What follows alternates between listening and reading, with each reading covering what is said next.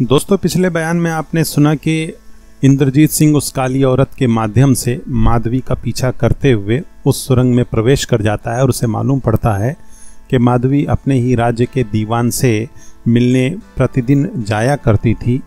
अब आगे का बयान यानी 15वां बयान ये रहा। अब इस जगह थोड़ा सा हाल इस राज्य का और साथ ही इसके माधवी का भी लिख देना जरूरी है। किशोरी की मां अर्थात शिवदत्त की रानी दो बहनें थीं।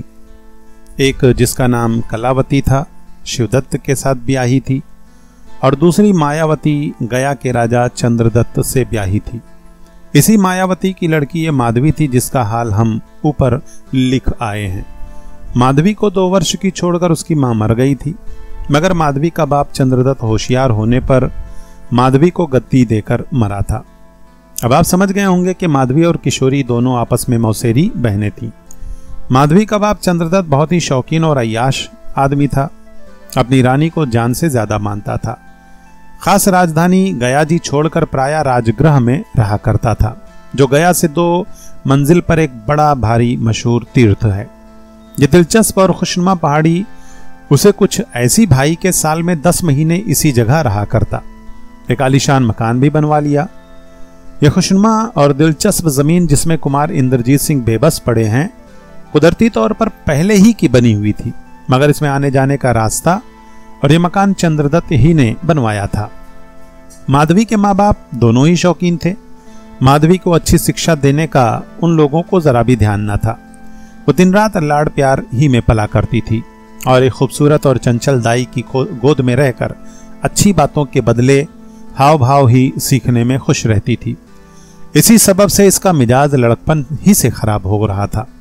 बच्चों की तालीम पर यदि उनके माँ बाप ध्यान न दे सके तो मुनासिब है कि उन्हें किसी ज्यादा उम्र वाली और नेक चलन दाई की गोद में दे दें, मगर माधवी के माँ बाप को इसका भी कुछ ख्याल न था और आखिर इसका नतीजा बहुत ही बुरा निकला।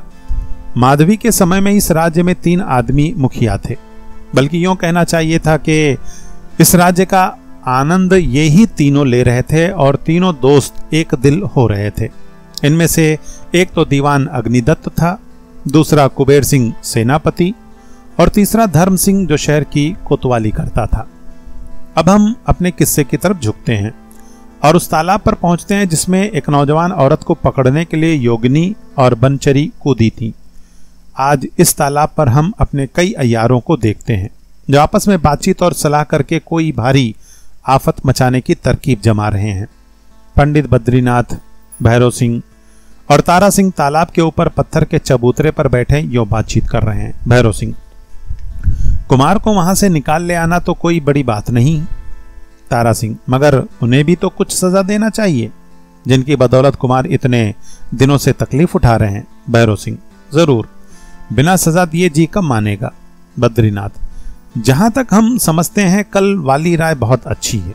भैरव सिंह: उससे बढ़कर कोई राय नहीं हो सकती। ये लोग भी क्या कहेंगे कि किसी से काम पड़ा था। बद्रीनाथ: यहां तो बस ललिता और तिलोत्तमा ही शैतानी की जड़ है। सुनते हैं उनकी अय्यारी भी बहुत बड़ी चढ़ी है। तारा सिंह: पहले उन्हीं दोनों की खबर ली जाएगी। भैरव सिंह: नहीं, इसकी कोई जरूरत नहीं। उन्हें गिरफ्तार किए बिना ही हमारा काम चल जाएगा। व्यर्थ कई दिन बर्बाद करने का मौका नहीं है। तारा सिंह: हाँ, ये ठीक है, हमें उसकी इतनी जरूरत भी नहीं है। और क्या ठिकाना, जब तक हम लोग अपना काम करें तब तक वे चाची के फंदे में आ फंसे। भैरव सिंह: बेशक ऐसा ही होगा, क्योंकि उन्होंने कहा भी था कि तुम लोग इस काम को करो तब तक बन पड़ेगा। तो मैं ललिता और तिलोत्तमा को भी फांस लूंगी। बद्रीनाथ: खैर, जो होगा देखा जाएगा। अब हम लोग अपने काम में क्यों देर कर रहे हैं। भैरव सिंह: देर की जरूरत क्या उठिए, हाँ, पहले अपना शिकार बांट लीजिए।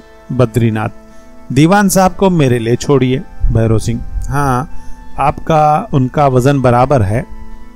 अच्छा, मैं सेनापति की खबर लूंगा।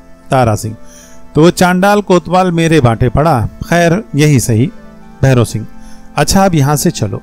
ये तीनों अय्यार वहां से उठे ही थे कि दाहिनी तरफ से छींक की आवाज आई। बद्रीनाथ: दत्त तेरे की, क्या तेरे छींकने को कोई दूसरा समय ना था। तारा सिंह: क्या आप छींक से डर गए। बद्रीनाथ: मैं छींक से नहीं डरा, मगर छींकने वाले से जी खटकता है। भैरव सिंह: हमारे काम में विघ्न पड़ता दिखाई देता है। बद्रीनाथ, इस दुष्ट को पकड़ना चाहिए। बेशक ये चुपके चुपके हमारी बातें सुनता रहा। तारा सिंह, छींक नहीं, बदमाशी है। बद्रीनाथ ने इधर उधर बहुत ढूंढा मगर छींकने वाले का पता न लगा। लाचार तरद्दुद ही में तीनों वहां से रवाना हो गए। दोस्तों, चंद्रकांता संतति का पहला भाग, जो कि 15 बयानों में बटा हुआ था, यहीं पर समाप्त होता है। अगर आप लोगों को ये वीडियो पसंद आ रहा हो तो आप ज़रूर सब्सक्राइब करें और अपने दोस्तों को भी शेयर करें।